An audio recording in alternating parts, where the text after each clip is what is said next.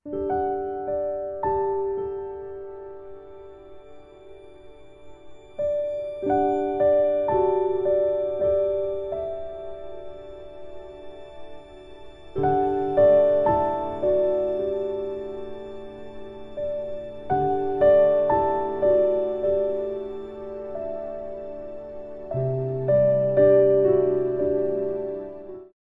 akan mulai jam 1.30 persis. Tapi sebelum mulai, saya di awal selalu memberikan tambahan ilmu bagi Anda yang rajin, yang sudah datang jam segini. Ini bukan bagian dari terapi, ini hanya tambahan knowledge saja. Nanti jam 1.30 sampai 16.30 itu full terapi, tidak ada teori. Tapi di awal saya memberikan tambahan ilmu untuk menambah wawasan. Saya akan sharing mengenai bagaimana jiwa manusia beroperasi, bagaimana jiwa itu bekerja. Nggak semua orang dapat pembekalan ini.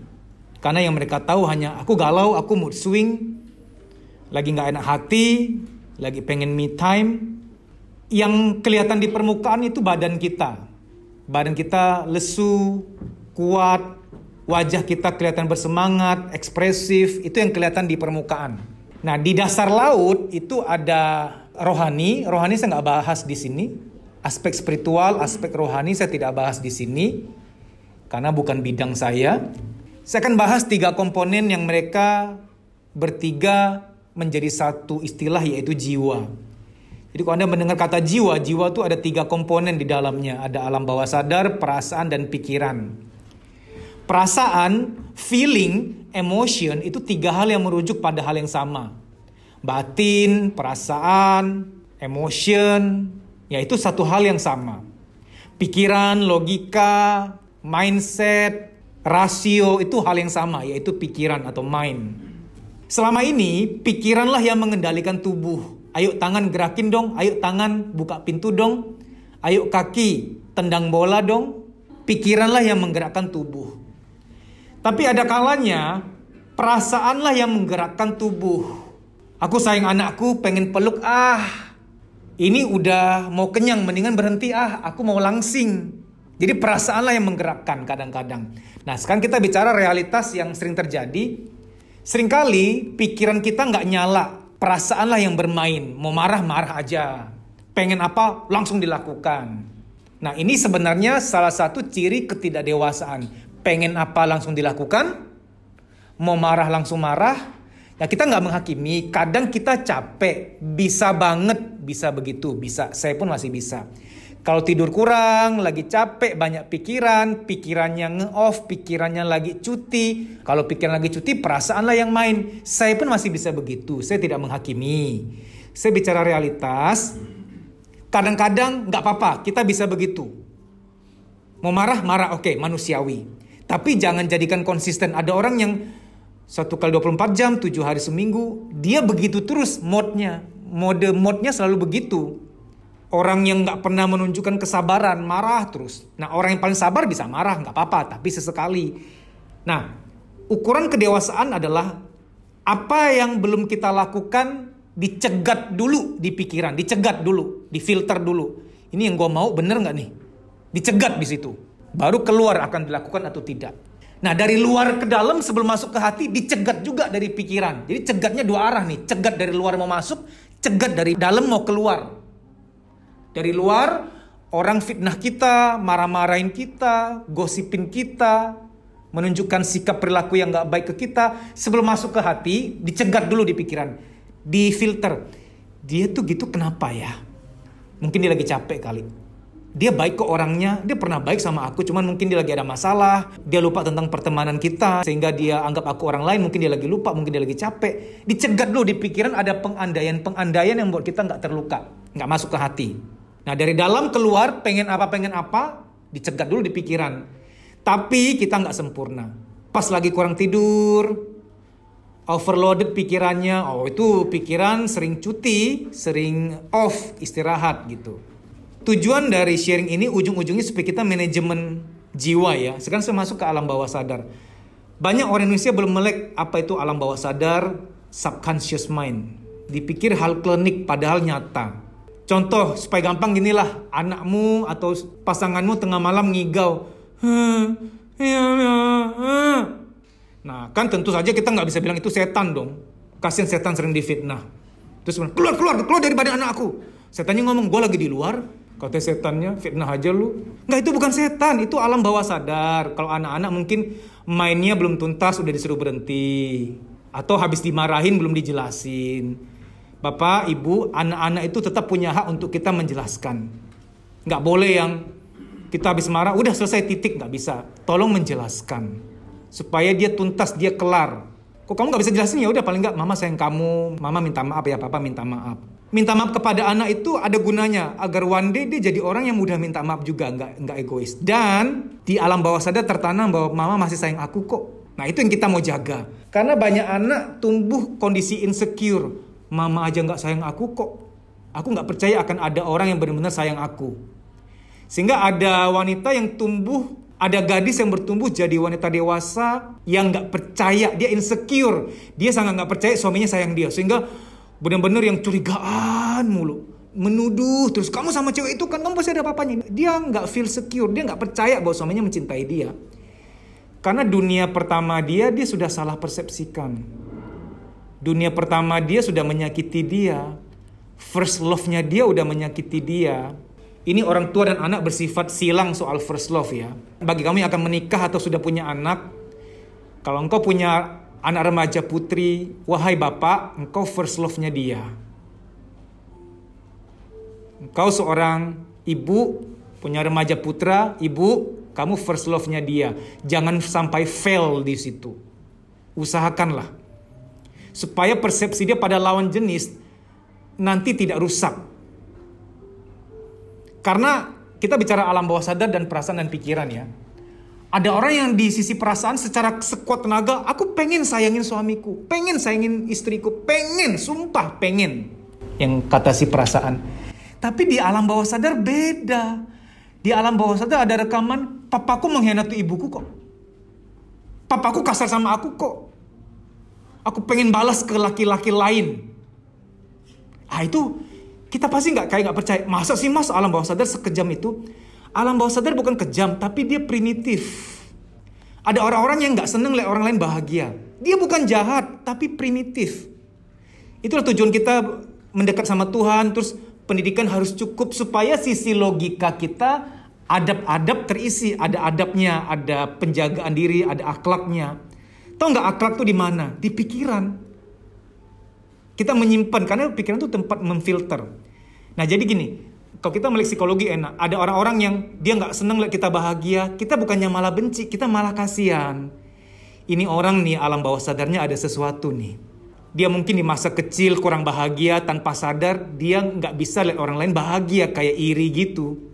Subconscious envy namanya. Subconscious envy. Kecemburuan di taraf alam bawah sadar. Itu manusiawi, tapi kita yang manusia ini akan mengatasi rasa-rasa manusiawi itu. Makanya punya anak memang jarak umur jangan deket-deket. Subconscious envy itu ada. Banyak keanehan pada alam bawah sadar yang hari ini kita akan tuntaskan melalui terapi hari ini. Maka nanti waktu terapi berlangsung Anda tuh akan nangis-nangis, keluar tangisan-tangisan yang Anda mungkin bingung. Kok aku nangis ya, tapi nggak keinget apa-apa. Kok keluar air mata, tapi aku nggak ingat siapa-siapa, nggak teringat suatu momen apa, tapi kok nangis? Itu biasanya luka yang sudah purba.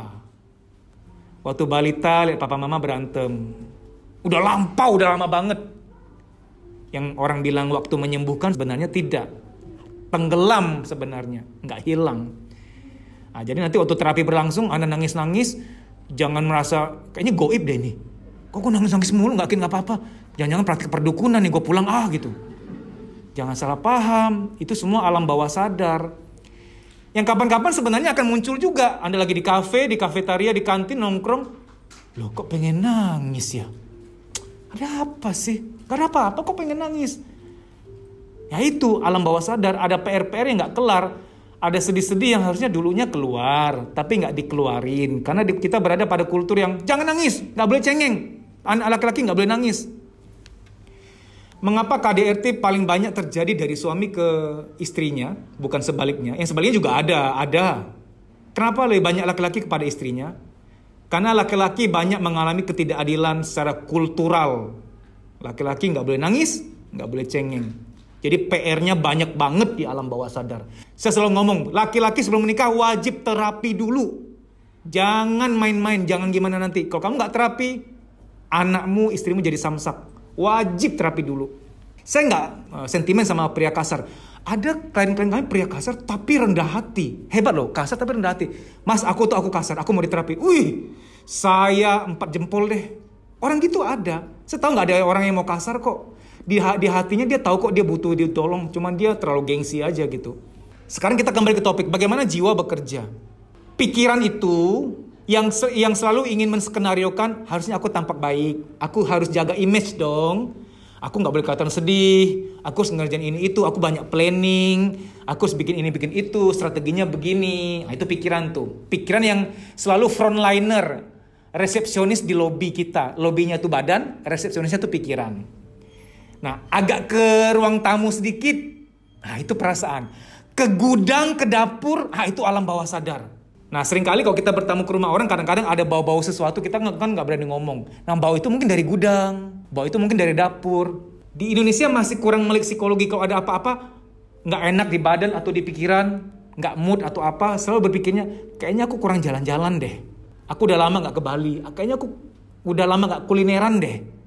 Selalu mainnya di permukaan, kurang jalan-jalan, kurang kulineran, kurang happy-happy. Padahal bukan happy-happy, itu bersenang-senang, beda loh senang sama bahagia. Anda ke Eropa, saya jamin itu hanya kesenangan. Bohong kok Anda bilang itu kebahagiaan. Gak percaya, kita buktikan yuk. Anda punya masalah sama pasangan, pergilah ke Eropa. Anda katakan itu bahagia kan? Oke. Pulang ke sini gimana?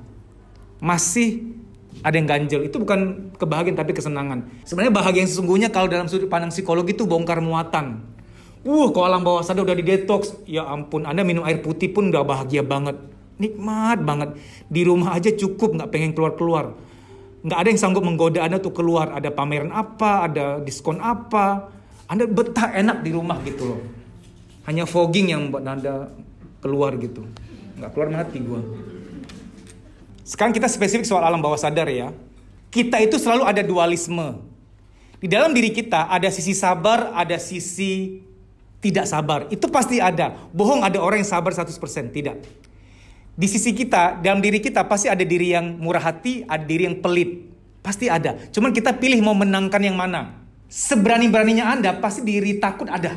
Diri mindernya ada. Nggak ada yang berani 100%. Nah, kita harus sering melakukan percakapan-percakapan sama diri kita sendiri. Untuk mendamaikan alam bawah sadar. Contoh, ada orang dalam pernikahan, dia sisi lemahnya berkata, aku capek dengan pernikahan ini, aku tuh nggak bahagia. Kami tuh nggak saling cinta. Ini dipaksakan. Aku nggak ada rasa sama dia. Aku pengen ketemu seseorang yang sayangin aku, yang hangat, yang bisa perhatiin aku. Pasanganku ini kaku banget. Kaku banget. Aku pengen cari seorang yang hangat. Nah, itu kan sisi lemah, sisi primitif kita. Nah, Anda harus bercakap-cakap self-talk kepada diri Anda yang lemah. Sering-sering bercakap-cakap begini. Wahai diriku, oke, maunya gimana?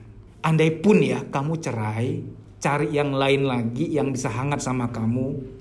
Kamu yakin hangatnya dia itu akan terus-menerus sampai tua?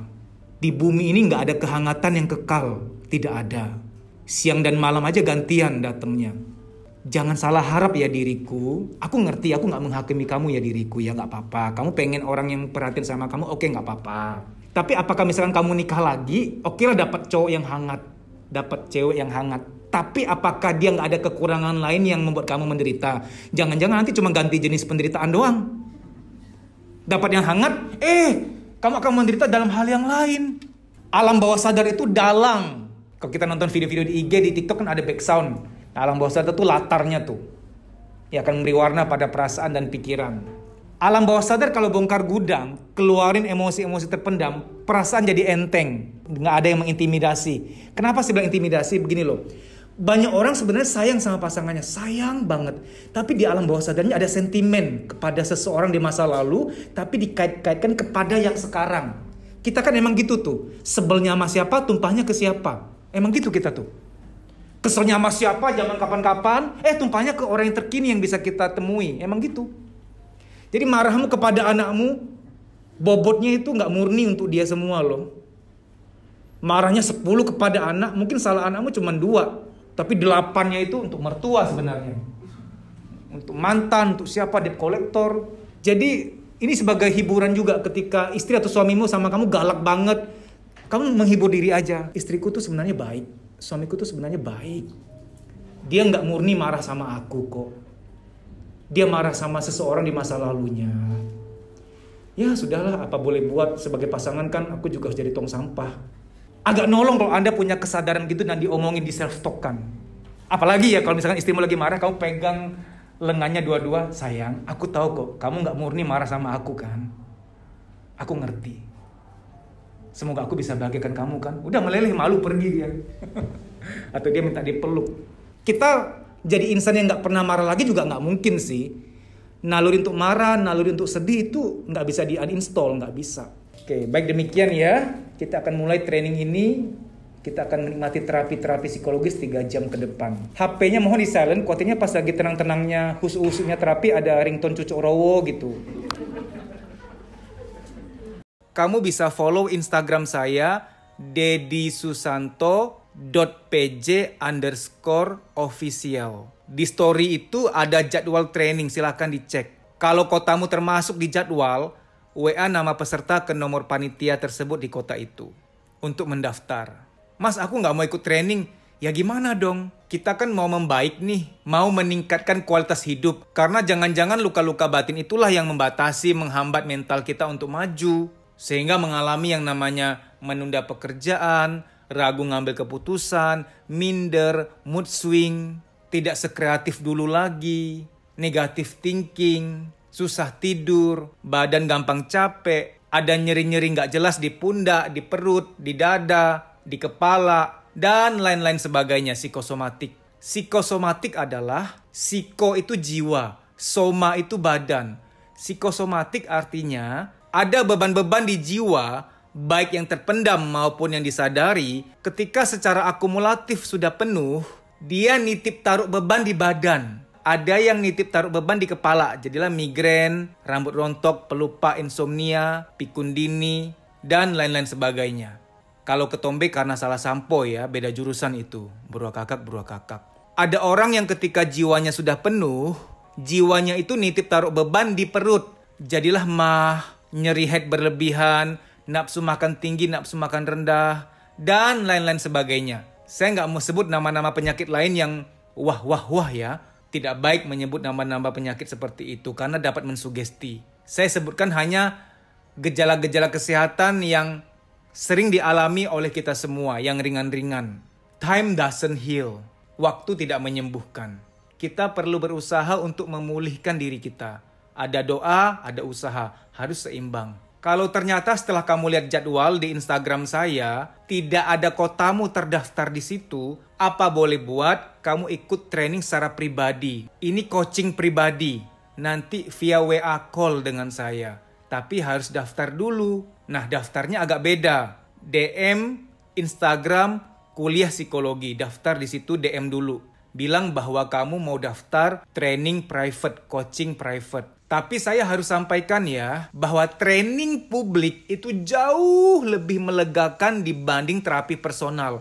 Semoga kota kamu termasuk dalam list jadwal training kami. Itu lebih baik. Namun kalau tidak ada dalam jadwal, ya apa boleh buat, ikut coaching private. Baik demikian ya, semoga informasi ini bermanfaat. Terima kasih.